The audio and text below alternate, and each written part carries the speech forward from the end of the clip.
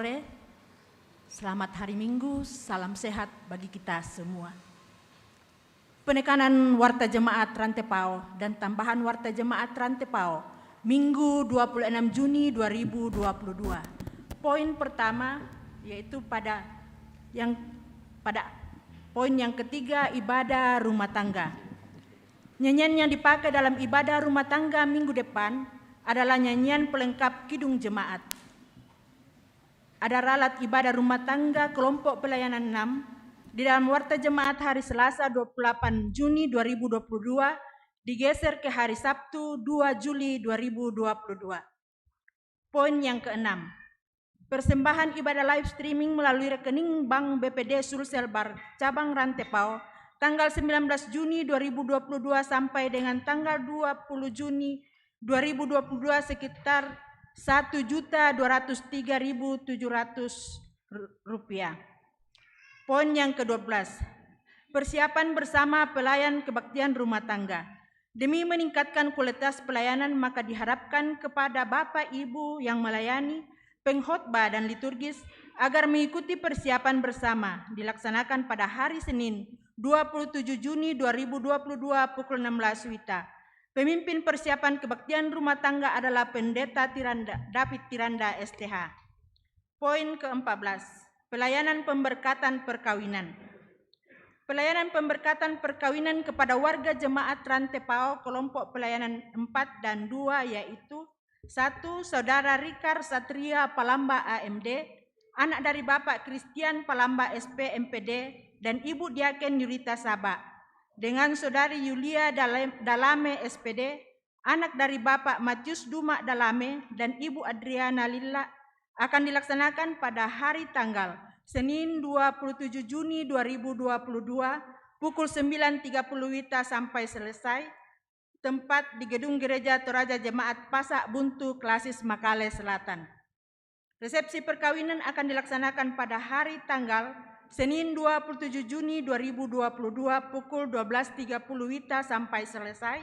Tempat di Hotel Puri Arta Makale. Kedua, Saudari Intan S. Mangolo ST, anak dari Bapak Pendeta Yonatan Mangolo MTH dan Ibu Margareta Silambi, dengan Saudara Daniel Tambunan ST, anak dari Bapak Augustin Suharko Pangasian Tambunan almarhum dan Ibu Nurhayati Doroti Boru Situmorang almarhum, akan dilaksanakan pada hari tanggal Sabtu 2 Juli 2022 pukul 9 WITA sampai selesai. Tempat di Gedung Gereja Toraja Jemaat Rantepao Klasis Rantepao. Resepsi perkawinan akan dilaksanakan pada Sabtu 2 Juli 2022 pukul 12 WITA sampai selesai di Toraja Mesliana Hotel. Mohon dukungan doa warga jemaat Rantepao. Poin ke-15, pelayanan baptisan kudus. Pelayanan baptisan kudus kepada anak kekasih Alvaro Christian Tioki, anak Bapak Penatua Piet Hien Tioki dan Ibu Diaken Harni, akan dilaksanakan pada hari Minggu 3 Juli 2022 dalam kebaktian jemaat Rantepao pukul 11 WITA di Gedung Gereja Toraja Jemaat Rantepao. Mohon dukungan doa warga jemaat Rantepao.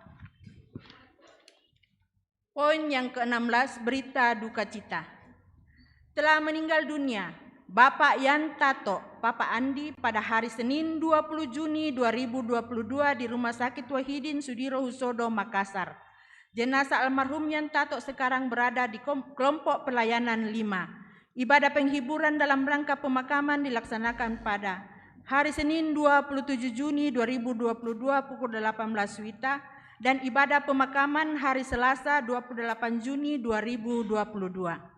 Kedua, Bapak Riantonius Martin, Bapak Penghong, pada hari Senin 20 Juni 2022 di Rumah Sakit Elim Rantepao. Jenazah almarhum Riantonius Martin telah dimakamkan pada hari Sabtu 25 Juni 2022 di Pangala. Majelis Gereja dan warga jemaat Gereja Toraja Rantepao menyatakan rasa duka yang mendalam. Kiranya Tuhan tetap memberikan kekuatan dan penghiburan kepada segenap keluarga yang berduka. Poin ke-17, pundi khusus. Pundi khusus pundi 4 dijalankan pada hari ini, Minggu 26 Juni 2022, dalam setiap jam kebaktian Jemaat Rantepao. Diperuntukkan kepada Jambore Nasional ke-5 SMGT Klasis Rantepao yang akan dilaksanakan pada tanggal 28 Juni sampai 1 Juli 2022 di Nanggala Karre. Atas partisipasi dan dukungan warga Jemaat Rantepao, diucapkan terima kasih. Tuhan memberkati. Poin ke-18, Komisi Verifikasi Jemaat Rantepao. Komisi Verifikasi Jemaat Rantepao akan melaksanakan verifikasi tentang pengelolaan keuangan dan administrasi keuangan dalam lingkup Jemaat Rantepao periode bulan Januari sampai dengan Juli 2022. Harap semua bendahara mempersiapkan laporan keuangan masing-masing. Pelaksanaan verifikasi akan dilaksanakan mulai tanggal 1 Juli 2022. Atas perhatian para bendahara dalam lingkup Jemaat Rantepao, diucapkan terima kasih. Tambahan warta jemaat. Pelayanan sakramen perjamuan kudus dilaksanakan pada hari Minggu 10 Juli 2022 pukul 6, 9, 11, 16, dan 18 WITA di Gedung Gereja Rantepao. Diharapkan kepada warga jemaat mempersiapkan diri menerima pelayanan ini. Demikian juga pelayanan perjamuan kudus ke rumah bagi orang yang tidak mampu ke gereja. Harap dipersiapkan oleh majelis gereja urusan diakonia, masing-masing diharapkan majelis gereja kelompok mendampingi pelayan. Mohon dukungan doa warga jemaat Rantepao. Demikian penekanan warta jemaat sepanjang minggu ke depan. Selamat beribadah, Tuhan dimuliakan.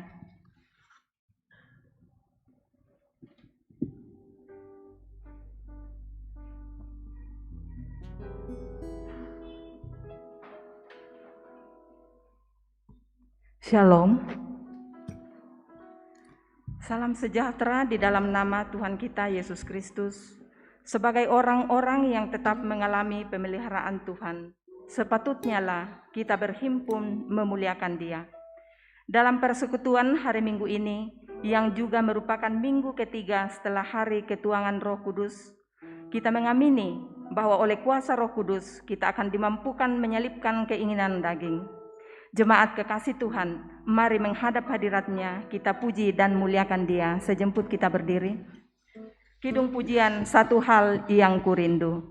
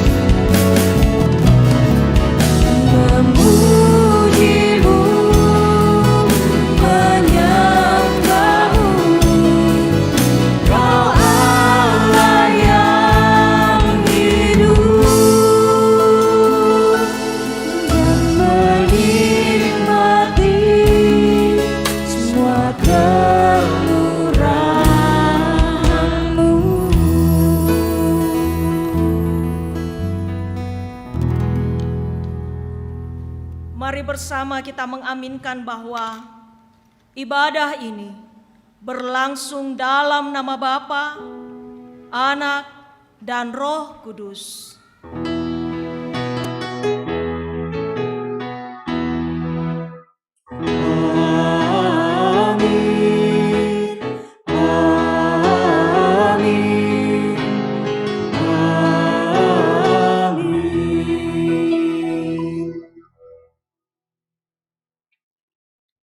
Salam kepada kamu dari segala orang kudus.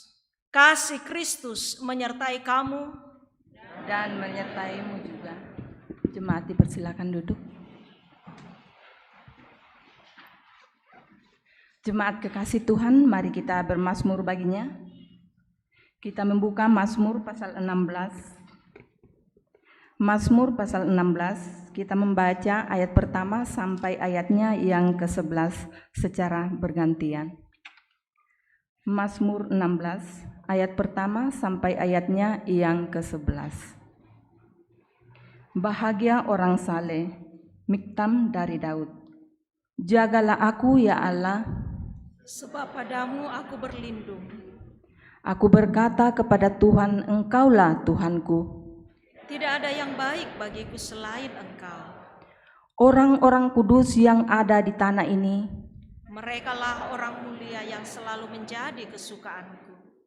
Bertambah besar kesedihan orang-orang yang mengikuti Allah lain.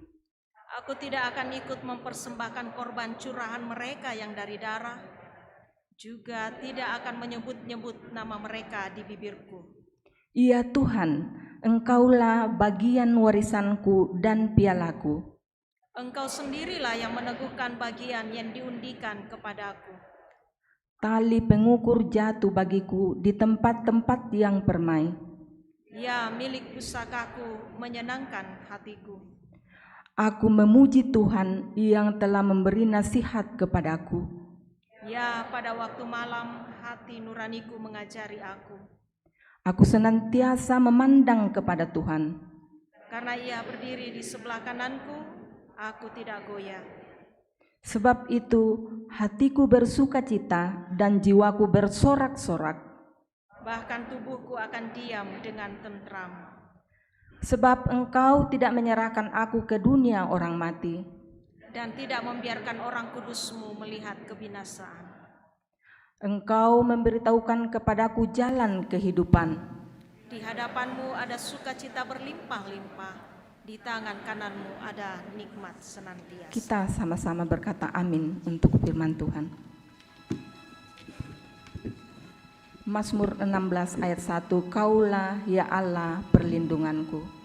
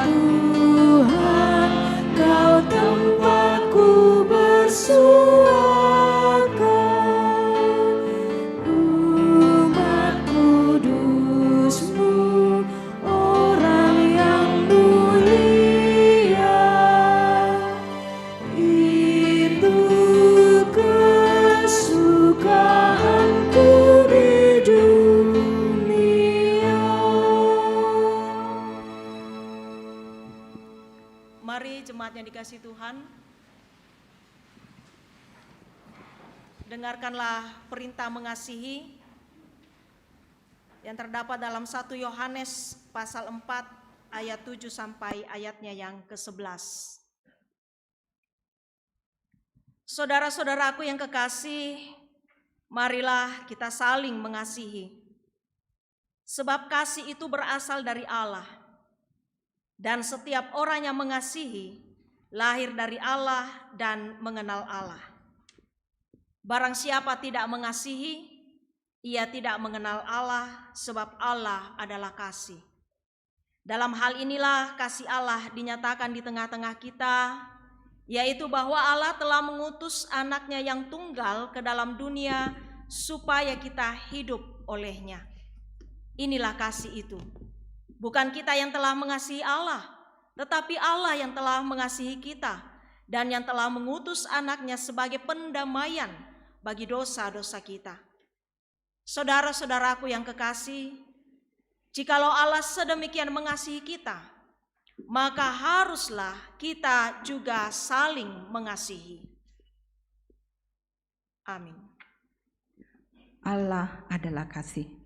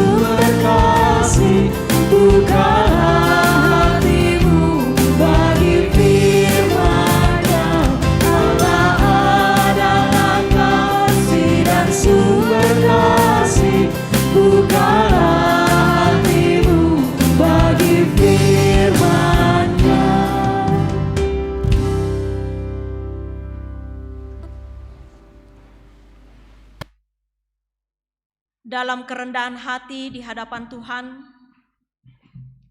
mari dengan kesungguhan hati kita mengakui segala dosa dan pelanggaran kita, sambil kita berkata, "Ya Tuhan, sesungguhnya dalam kehidupan ini kami belum sepenuhnya memahami karya keselamatan yang Kau anugerahkan, sehingga kami seringkali dikuasai amarah, benci, iri hati, dan keinginan hati kami daripada mengikuti kehendak-Mu.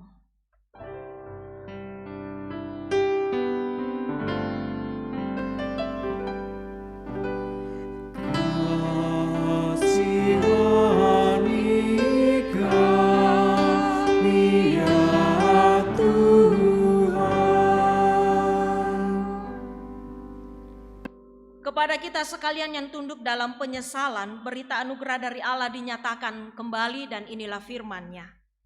Karena semua orang telah berbuat dosa dan telah kehilangan kemuliaan Allah, dan oleh kasih karunia telah dibenarkan dengan cuma-cuma karena penebusan dalam Kristus Yesus. Karena kasih-Nya padaku.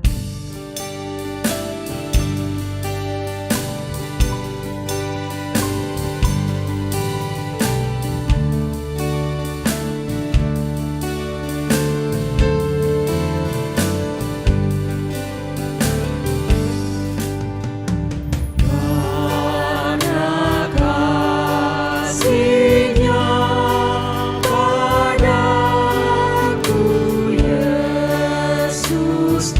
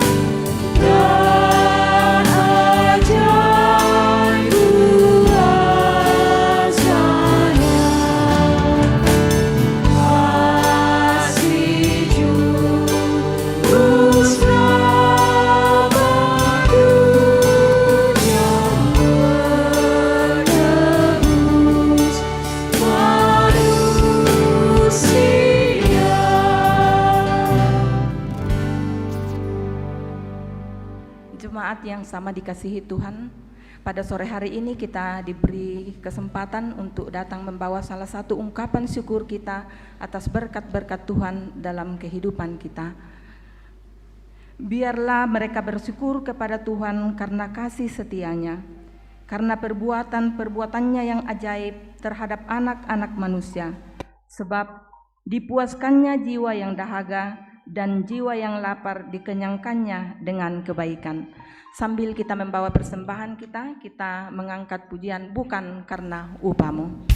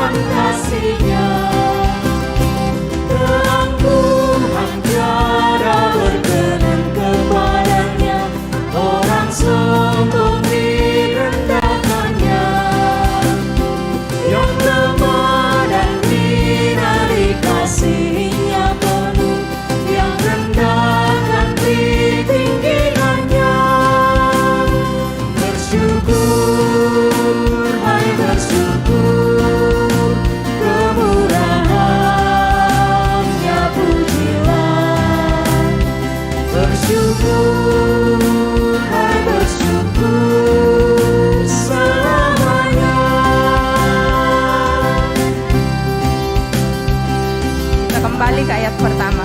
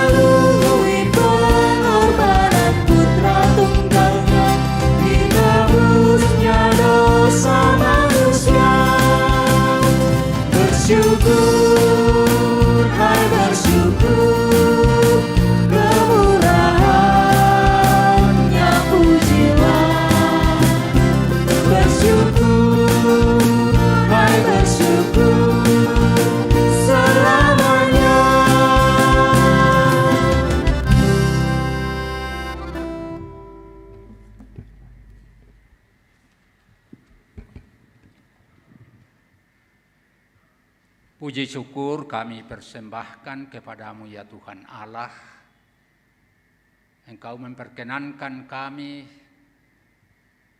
mengambil bagian di dalam pelayanan melalui korban syukur kami ini. Kuduskanlah persembahan ini Tuhan untuk kemuliaan nama-Mu.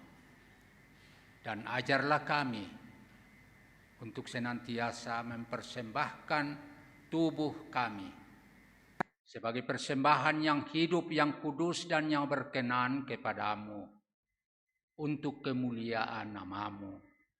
Di dalam Yesus Kristus, Juru Selamat kami. Amin.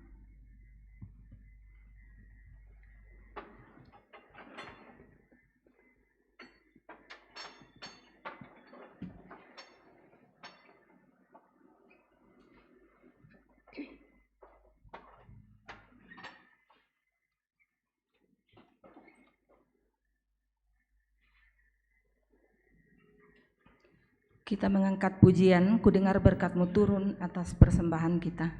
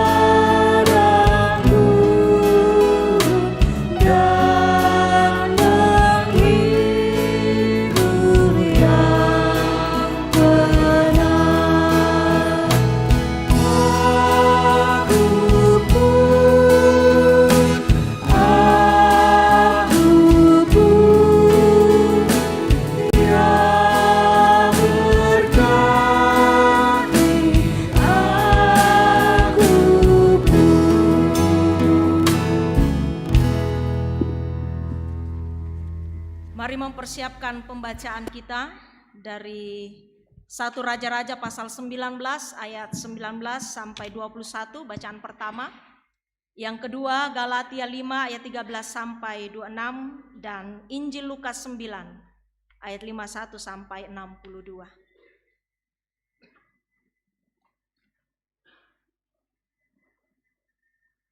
Sebelum kita membaca dan merenungkan firman ini, mari mohon hikmat Tuhan, kita berdoa. Menjalani kehidupan dengan limpahan berkat daripada-Mu ya Allah, membuat kami senantiasa bersuka cita dan rindu untuk selalu ada di depan-Mu, di hadirat-Mu, menikmati kebersamaan bersama dengan Engkau, bahkan menikmati persekutuan bersama dengan anggota tubuh Kristus lainnya, seperti yang boleh kami lakukan pada kesempatan sore ini. Kami berhimpun di hadapan-Mu Tuhan. Kami mengangkat pujian dan syukur kami. Kami memuliakan Engkau Allah yang hidup, yang terus menyatakan pemeliharaan dan pertolongan bagi masing-masing kami. Dan kiranya penyembahan ini berkenan di hadapan Tuhan. Terlebih ketika kami datang memohon, kiranya Tuhan berkenan memperdengarkan suara-Mu kepada kami sekalian melalui pembacaan dan perenungan firman-Mu pada kesempatan ini. Kami rindu dikuatkan ya Tuhan, melalui firman yang hidup, melalui perenungan kami di tengah-tengah ibadah ini. Karena itu ya Allah, Roh Kudus berkuasalah atas kami, pimpin kami dengan hikmat-Mu, sehingga kami dapat membaca dengan baik, bahkan kami dapat merenungkan firman ini, bahkan hidup seturut dengan firman-Mu. Kami telah sedia ya Tuhan, berkati kami sekalian, baik hamba-Mu yang akan berkata-kata menguraikan firman ini, maupun segenap sidang jemaat-Mu yang akan mendengarkan, baik yang ada di tempat ini maupun di rumah masing-masing. Kami sedia di dalam nama Tuhan kami Yesus Kristus, kami mengangkat permohonan ini. Amin. Pembacaan pertama dari Pertama Raja-Raja pasal 19 ayatnya yang ke-19 sampai ayatnya yang ke-21. Firman Tuhan demikian. Setelah Elia pergi dari sana, ia bertemu dengan Elisa bin Safat yang sedang membajak dengan 12 pasang lembu. Sedang ia sendiri mengemudikan yang ke-12. Ketika Elia lalu dari dekatnya, ia melemparkan jubahnya kepadanya.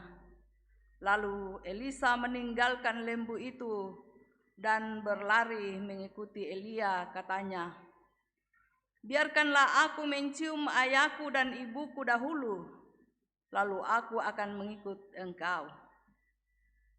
Jawabnya kepadanya, "Baiklah, pulanglah dahulu dan ingatlah apa yang telah kuperbuat kepadamu."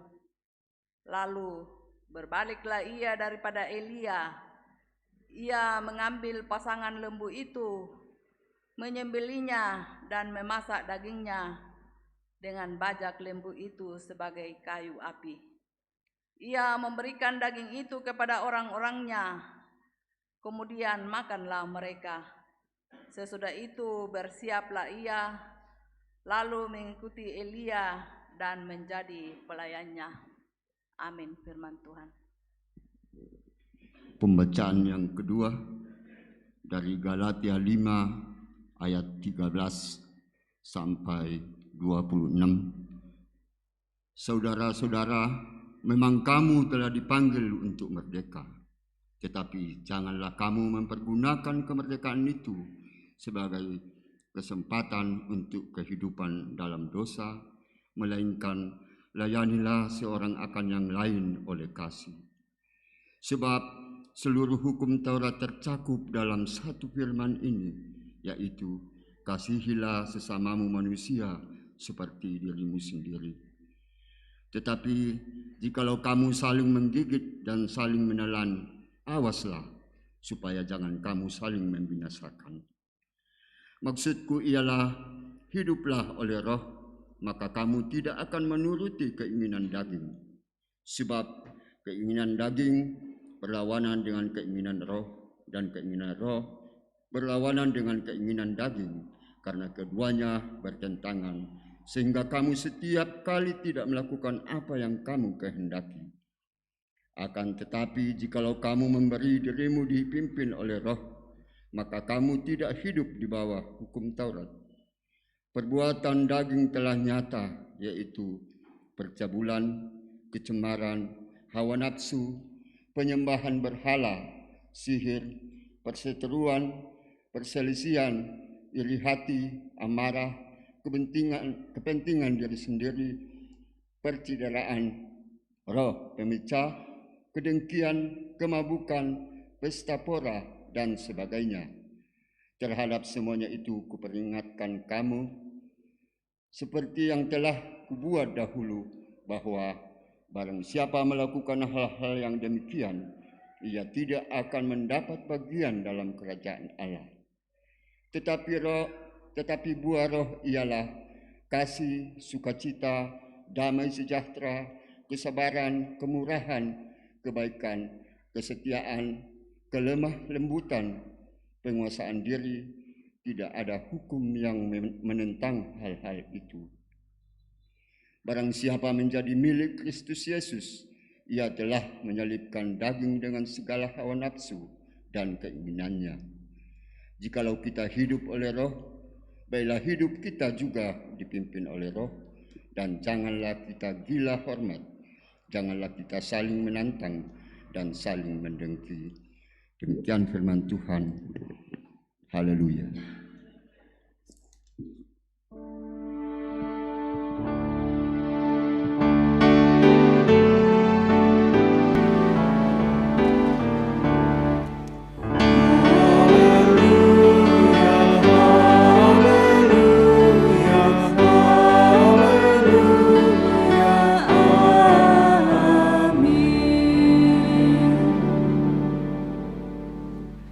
Bacaan Injil Lukas pasal 9 ayat 51 sampai 62.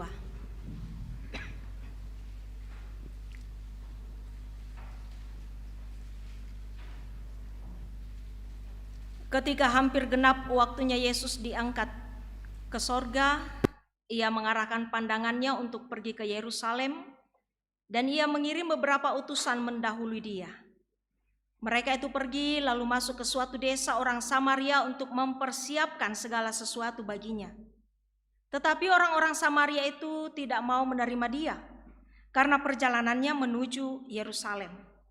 Ketika dua muridnya, yaitu Yakobus dan Yohanes, melihat hal itu, mereka berkata, "Tuhan, apakah Engkau mau supaya kami menyuruh api turun dari langit untuk membinasakan mereka?" Akan tetapi ia berpaling dan menegur mereka. Lalu mereka pergi ke desa yang lain. Ketika Yesus dan murid-muridnya melanjutkan perjalanan mereka, berkatalah seorang di tengah jalan kepada Yesus, "Aku akan mengikut Engkau kemana saja Engkau pergi." Yesus berkata kepadanya, "Serigala mempunyai liang dan burung mempunyai sarang, tetapi Anak Manusia tidak mempunyai tempat untuk meletakkan kepalanya." Lalu ia berkata kepada seorang lain, "Ikutlah aku." Tetapi orang itu berkata, "Izinkanlah aku pergi dahulu menguburkan Bapakku." Tetapi Yesus berkata kepadanya, "Biarlah orang mati menguburkan orang mati, tetapi engkau pergilah dan beritakanlah kerajaan Allah di mana-mana."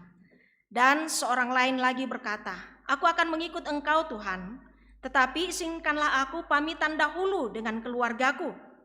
Tetapi Yesus berkata, "Setiap orang yang siap untuk membajak tetapi menoleh ke belakang tidak layak untuk kerajaan Allah."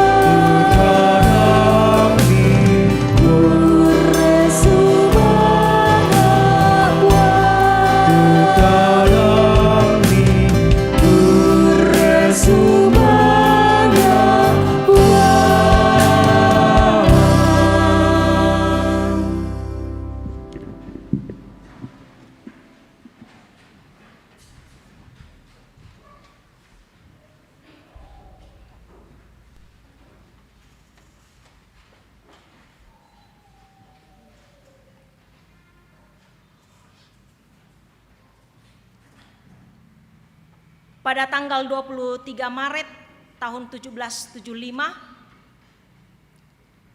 Patrick Henry, ada yang pernah dengar nama ini? Patrick Henry, dia adalah seorang tokoh pejuang Amerika. Dia mengucapkan kata-kata mutiara untuk membela kemerdekaan dan revolusi Amerika. Dia bilang gini, "Berikan aku kemerdekaan atau berikan aku kematian." Berikan aku kemerdekaan atau berikan aku kematian. Baginya pilihan hanyalah kemerdekaan atau kematian. Bagi Patrick Henry, baginya hanyalah kemerdekaan atau kematian. Tapi bagi Yesus, dalam iman kita,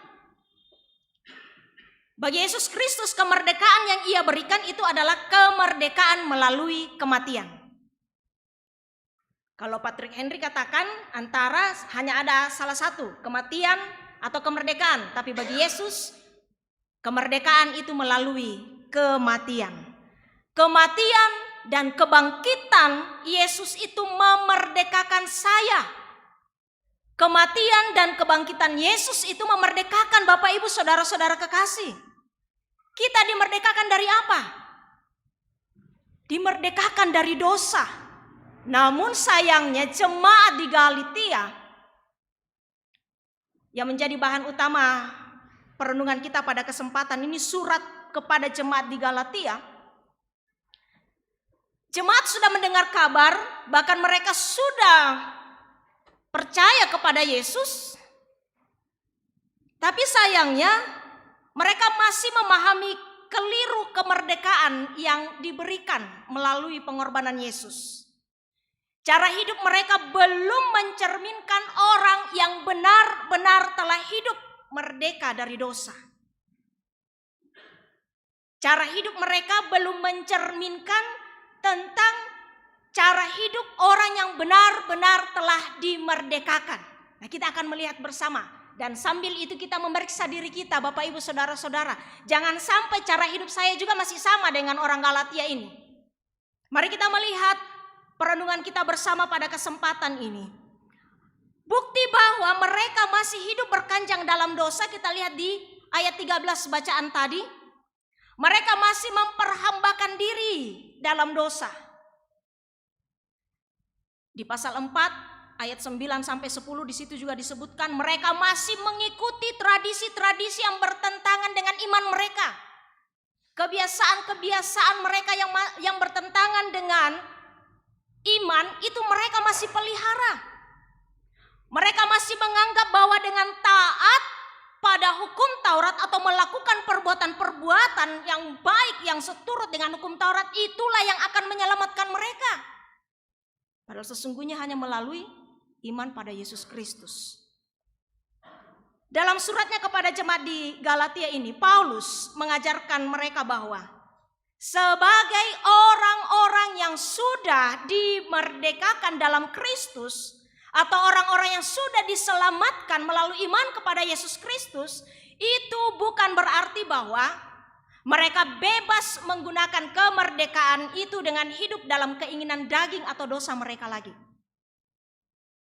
Jadi orang yang sudah dimerdekakan, kata Paulus melalui surat ini kepada jemaat dan juga kepada kita, bahwa sebagai orang yang sudah dimerdekakan bukan berarti bebas. Mau hidup semau gue. Tidak.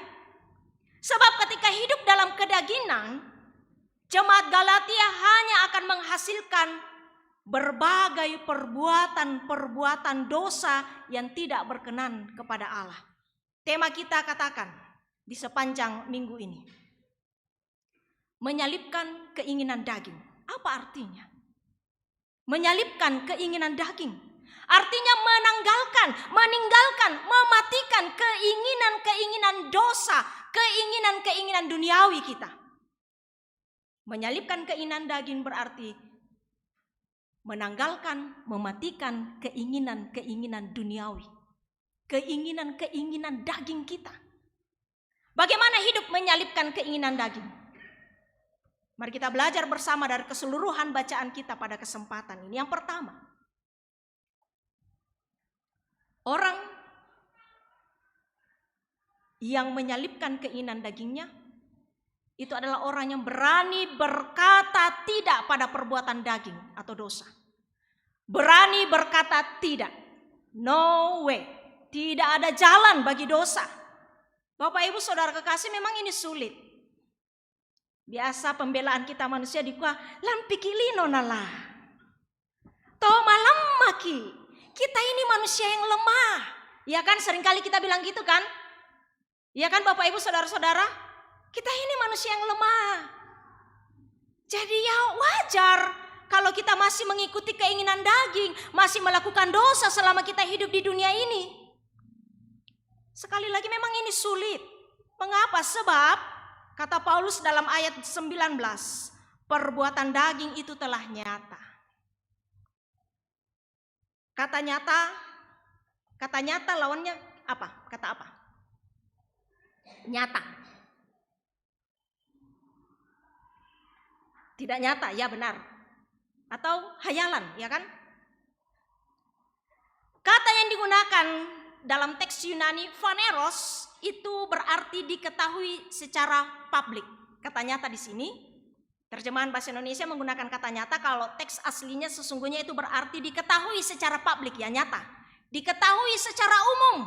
Nah tandai nasang tahu. Sehingga lawan katanya disembunyikan. Apa di pembunian. Dosa kata Paulus dalam surat ini itu bukan disembunyikan. Dosa tidak lagi disembunyikan. Tapi dibuka secara umum. Dipapeti rontongan ya. Diperlihatkan di depan publik. Artinya mereka tidak malu dengan dosa yang dibuat. Tetapi justru bangga. Tidak malu. Nama siri. Tapi justru diperlihatkan. Itu yang dilakukan jemaat di Galatia pada waktu itu. Bapak Ibu Saudara yang kekasih, pernah ketemu dengan orang yang seperti ini? Bangga karena sudah berbuat dosa? Pernah ketemu dengan orang seperti ini? Belum pernah atau tidak pernah? Syukur kalau begitu. Saya pernah dengar orang bilang gini, anak muda ini, mangkau mau kupakai na cewekku. Kukamale pak solan ni mama aku. Saya udah toro. Padahal dan kita odok-odok barungku. Iya ku solan male toh. Dengan bangganya dia menceritakan, bahkan pernah satu kali saya berjumpa dengan seorang muda, Tomangurau mote. Ya karena saya pendeta generasi muda jadi banyak gaulnya dengan orang muda. Ketemu dengan seorang muda, dengan bangganya dia bercerita. Dia ini seorang cowok yang luar biasa, calon dokter, minta maaf. Saya tidak sebut nama karena bukan orang di sini. Dengan bangganya dia cerita ke saya. Saya Bu Pendeta, selain punya cewek satu, masih ada yang lain. Dan saya Bu Pendeta, ya karena dia orang muda yang modern, dia bilang gini, soal seks itu wajar di zaman sekarang.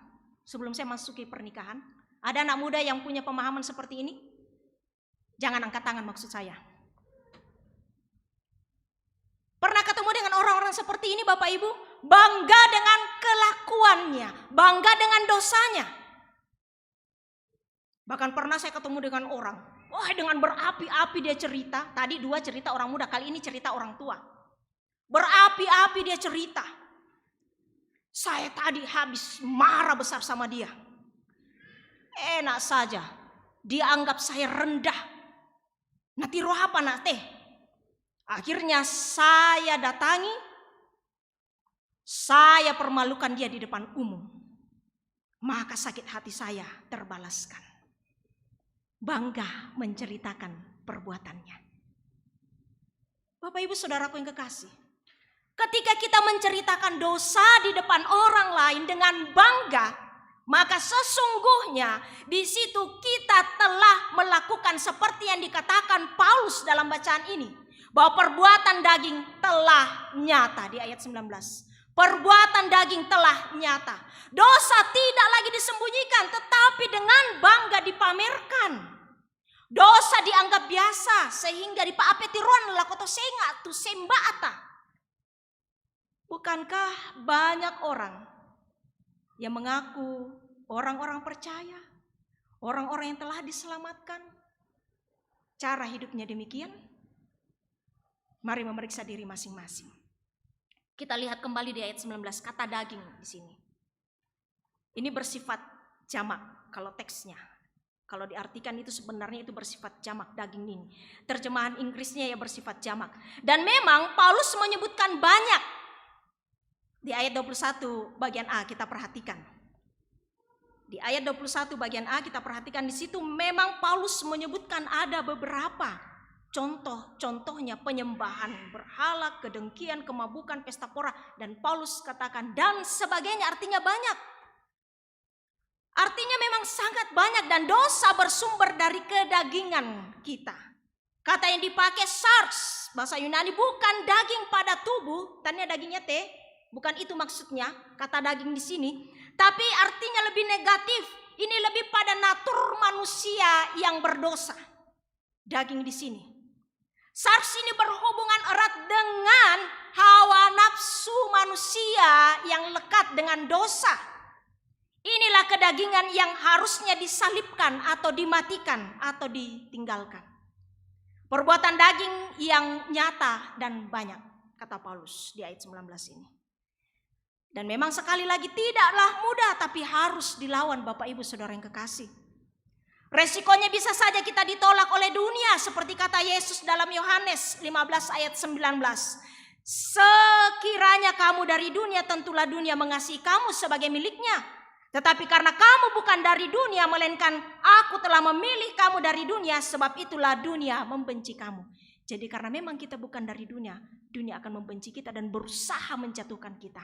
Tapi kita harus berani melawan keinginan-keinginan dunia ini, keinginan-keinginan daging ini.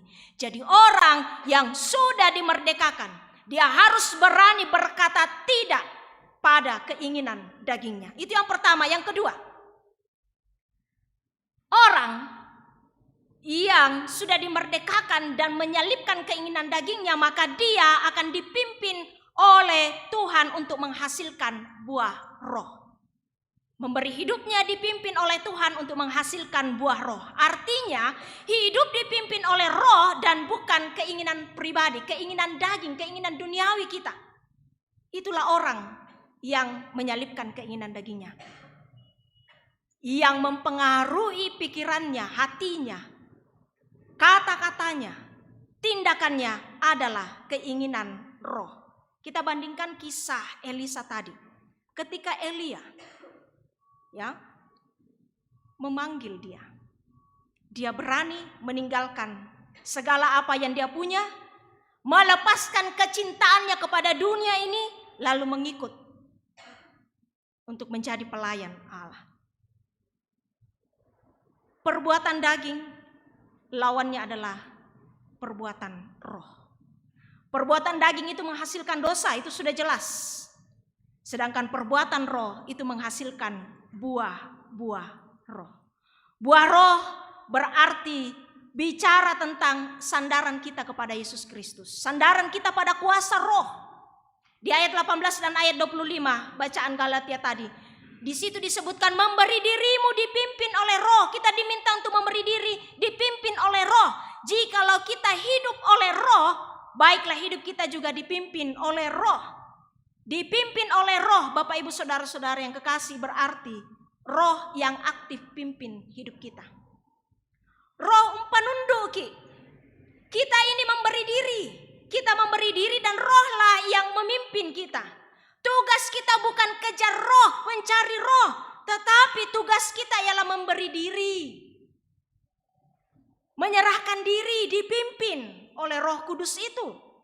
Makanya dipakai istilah buah roh, buah roh. Buah itu ya kalau kita melihat buah di tanaman pohon, buah itu tidak bekerja, tapi dia menempel pada batang, pada ranting. Yang bekerja itu pohonnya, akarnya mencari nutrisi makanan sehingga apa yang didapatkan itu diserap, dibagi ke batang dan ranting, sehingga dari situlah membuahkan hasil, yaitu buah. Banyak orang berpikir kalau kita bicara tentang Roh Kudus itu berarti diberi karunia. Katanya orang yang pada dirinya ada Roh Kudus berarti pada dirinya diberikan karunia, diberikan kemampuan untuk melakukan mukjizat, bisa berbahasa roh dan lain-lain sebagainya. Padahal sesungguhnya Bapak Ibu Saudara yang kekasih, lebih daripada itu. Roh Kudus itu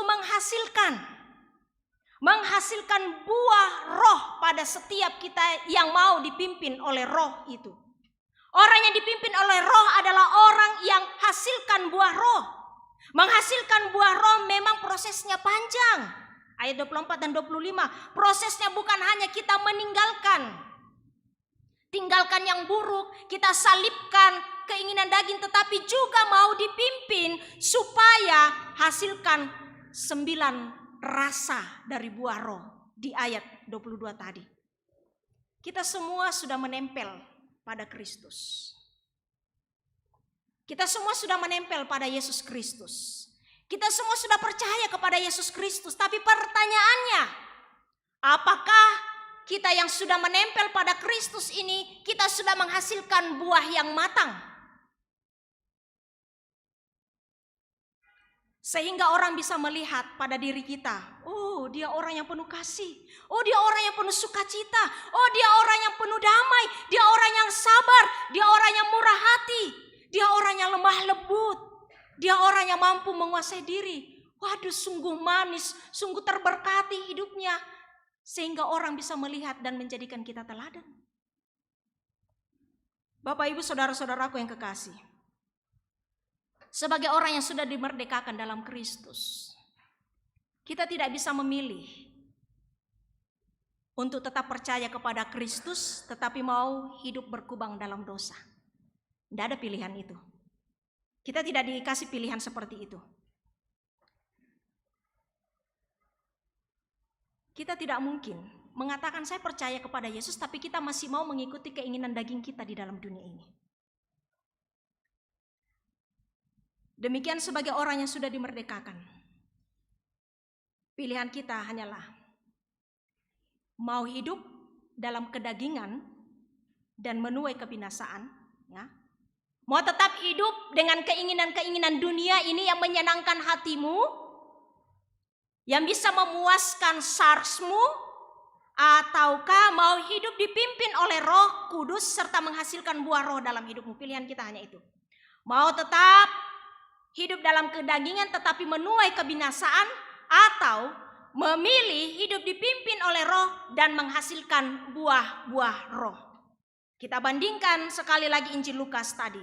Gambaran bahwa kita tidak bisa mengikut Yesus, tapi hati kita masih melekat pada apa yang kita miliki dalam dunia ini. Kita harus berani memilih. Bapak Ibu Saudaraku yang kekasih, ketika kamu mengakui diri sebagai pengikut Kristus, maka kamu harus berani berkata tidak pada keinginan dagingmu. Kamu harus menyalipkan keinginan dagingmu dan berani memberikan hidupmu dipimpin oleh Roh Kudus untuk menghasilkan buah-buah roh. Selamat kepada kamu sekalian. Nikmati sukacita sebagai orang-orang yang sudah dimerdekakan, dan beranilah mengatakan tidak pada keinginan daging, dan berilah dirimu dipimpin oleh Roh, dan hasilkanlah buah-buah roh. Amin.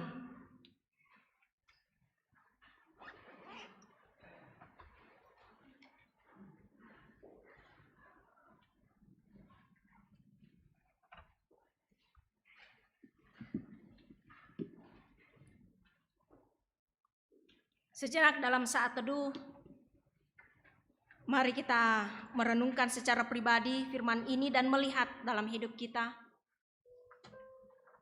Apakah kita ini orang-orang yang sungguh sudah memaknai kemerdekaan yang telah dinyatakan oleh Kristus Yesus melalui pengorbanannya?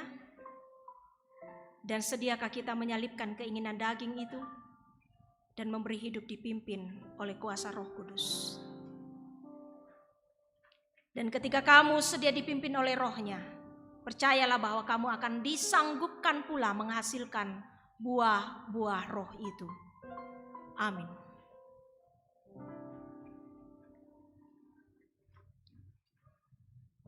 Kita akan bersama masuk dalam doa syafaat dengan beberapa pokok doa.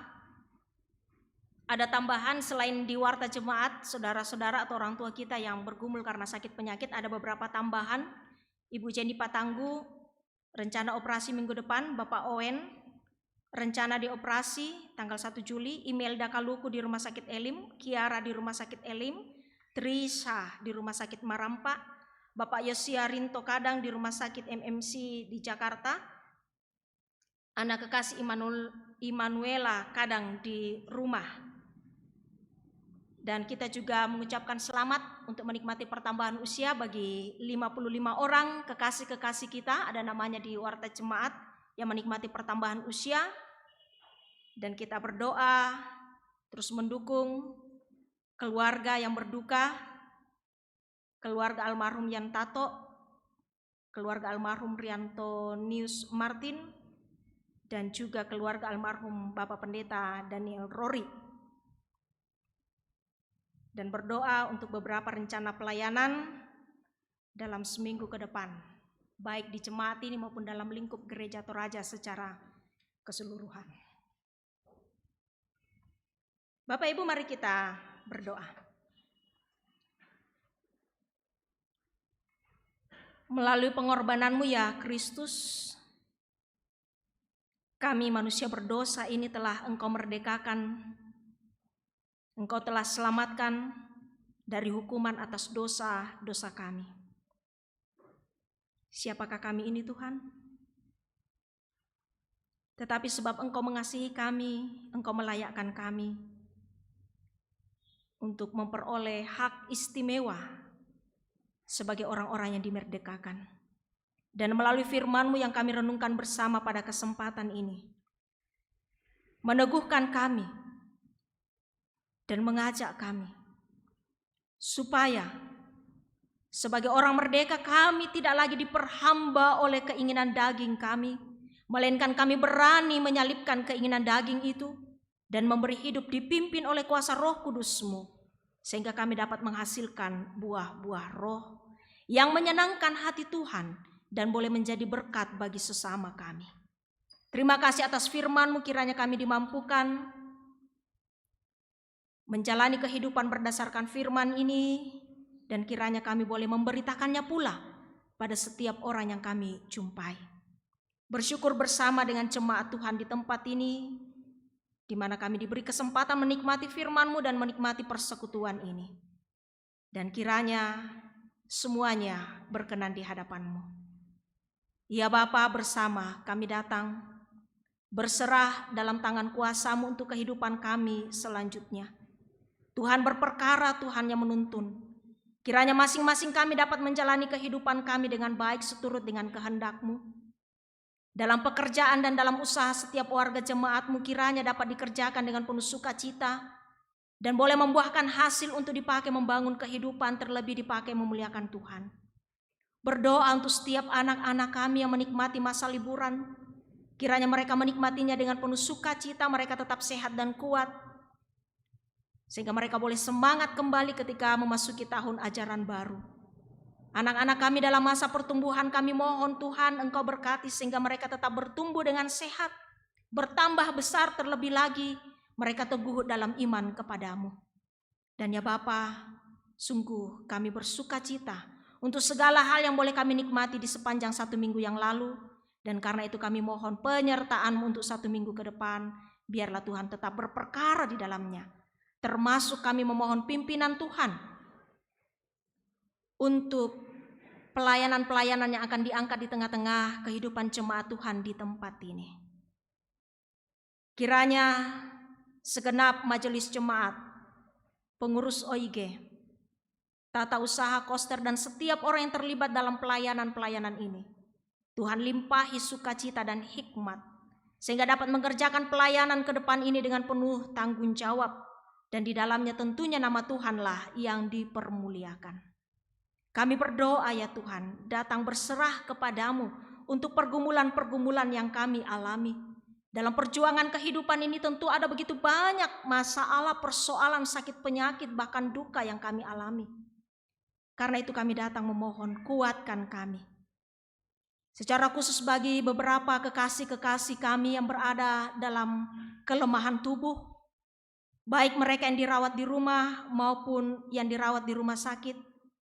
Kiranya ya Tuhan, segala upaya yang dilakukan untuk mendapatkan kesembuhan Engkau berkati, sehingga mereka boleh dipulihkan, boleh sehat kembali, dan beraktivitas seperti sedia kala. Demikian bagi para lansia, kami memohon kepadamu Tuhan tetap memberi mereka kekuatan dan kesehatan dalam menjalani masa tua. Dalam berbagai keterbatasan kiranya mereka tetap berpengharapan bahwa Allah tidak pernah meninggalkan mereka. Kami berdoa ya Tuhan bagi yang berduka. Kekasih-kekasih kami yang kehilangan anggota keluarga, yang kehilangan orang yang dikasihi, yang dicintai. Engkau topang mereka masing-masing. Engkau kuatkan dan hiburkan. Dan kiranya dalam menghadapi duka ini, mereka tetap mengamini bahwa Engkau tidak meninggalkan mereka. Tetapi Tuhan selalu ada bersama dengan mereka. Melalui kehadiran segenap handai taulan yang menguatkan. Kehadiran jemaat-jemaat Tuhan yang datang dalam pelayanan penghiburan. Dan melalui semua itu kami diajarkan Tuhan untuk menghargai hidup karunia-Mu. Menghargai bahwa sungguh Engkau mengasihi kami. Ya Bapa, kepadamu kami berdoa untuk rencana-rencana dari setiap keluarga yang berduka ini, dalam rangka ibadah penghiburan maupun pemakaman. Tuhan yang menolong, bahkan majelis jemaat di tempat ini mengangkat pelayanan. Tuhan yang menolong, memampukan mereka dalam mengangkat pelayanan ini. Kami berdoa juga ya Tuhan untuk rencana pemberkatan nikah bagi saudara kekasih kami Richard dan Yulia pada Senin 27 Juni dan Saudari Intan dan Daniel pada tanggal 2 Juli. Persiapan dari masing-masing kekasih-kekasih kami ini Tuhan berkati, persiapan bersama keluarga, bahkan persiapan jemaat. Kiranya semua berjalan dengan baik seturut kehendak Tuhan, dan pelayanan, pemberkatan, perkawinan, bahkan resepsi pun kiranya semuanya boleh berjalan dengan baik. Juga kami berdoa ya Tuhan untuk rencana pelaksanaan jambore sekolah minggu yang akan dimulai tanggal 28 di Nanggala Karre. Juga pertemuan raya PPGT di Klasis Bituang yang akan dimulai pada tanggal 4 Juli. Mari Tuhan memberkati segenap panitia, segenap kontingen, bahkan seluruh warga jemaat yang terlibat di dalamnya.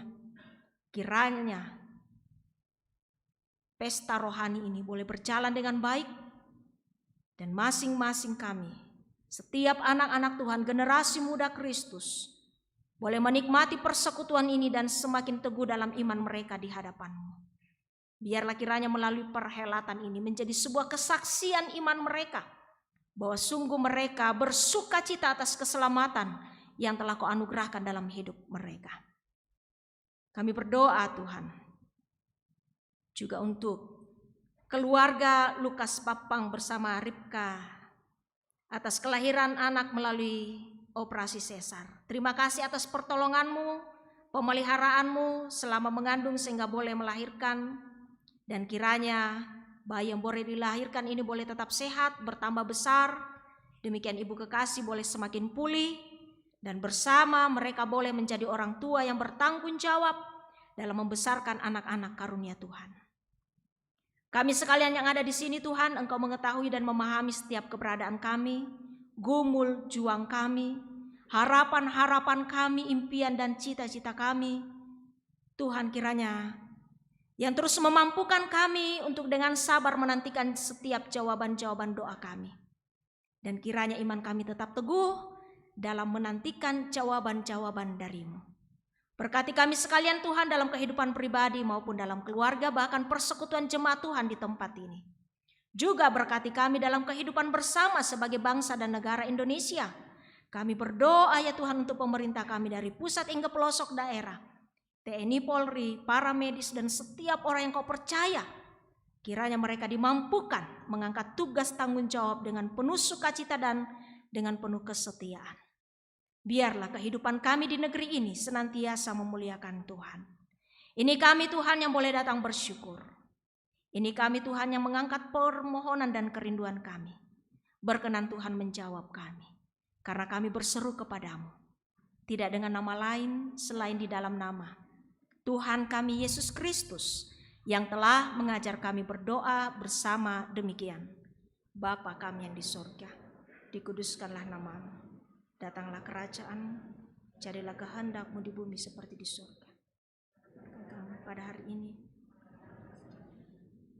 dan ampunilah kami akan kesalahan kami, seperti kami juga mengampuni orang yang bersalah pada kami.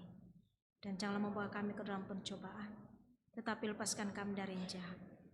Karena Engkaulah yang punya kerajaan dan kuasa dan kemuliaan sampai selama-lamanya. Amin.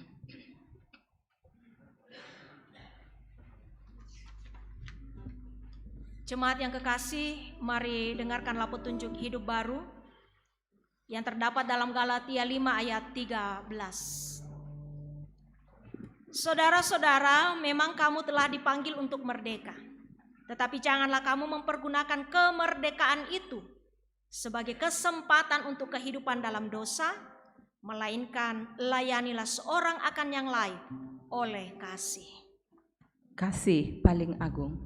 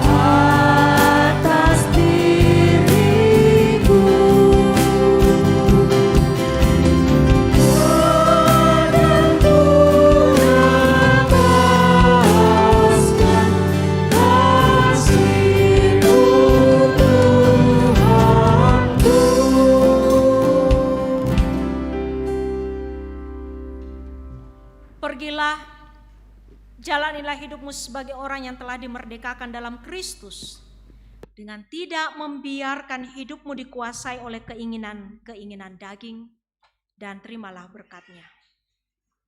Tuhan memberkati engkau dan melindungi engkau. Tuhan menyinari engkau dengan wajah-Nya dan memberi engkau kasih karunia. Tuhan menghadapkan wajah-Nya kepadamu dan memberi engkau damai sejahtera. Amin. Bersama segenap anggota jemaat, kami mengucapkan terima kasih kepada Ibu Pendeta Kekasih atas pelayanannya pada sore hari ini. Tuhan kiranya senantiasa memberkati Ibu Pendeta dalam tugas pelayanan ke depan dan di dalam kehidupan keluarga. Amin. Sebagai nyanyian syukur kita pada sore hari ini, mari kita mengangkat kidung pujian, Ku Mau Sepertimu, Yesus.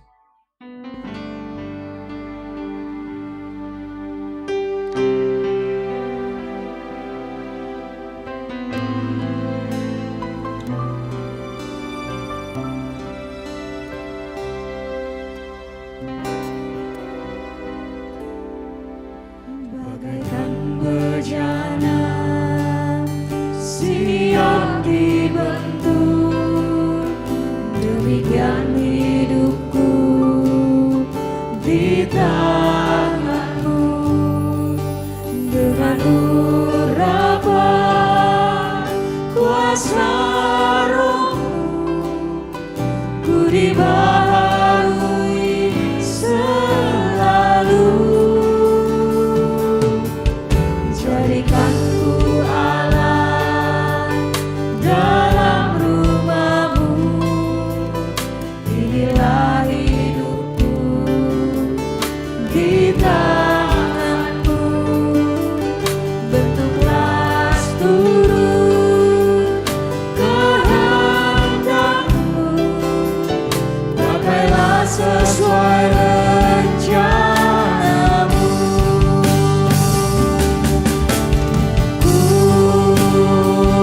Mau seperti-Mu, Yesus, disempurnakan selalu dalam setiap jalanku, memuliakan nama-Mu.